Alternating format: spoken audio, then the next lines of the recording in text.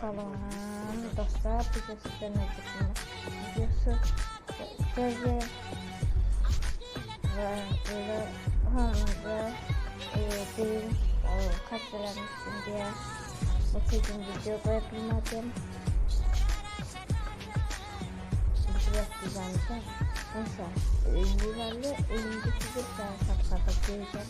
150 abonede 2 nəfərə bu şeysiz hədiyyə. Yəni bal məsələn 0.7 də verirlər, 0.7. Amma onun adı bal məsələn o vaxtda Ahmedov 0.7 Altınavı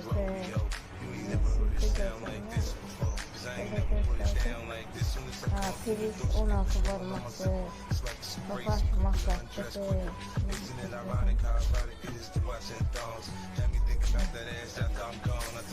Bunların hamısı yaxşıdır. Kıpra.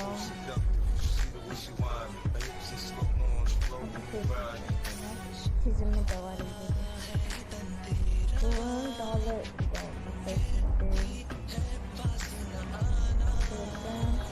Boşluğu da var.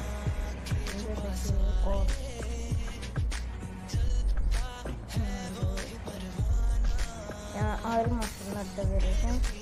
Sağ olun, bu kadar. Abone ve like.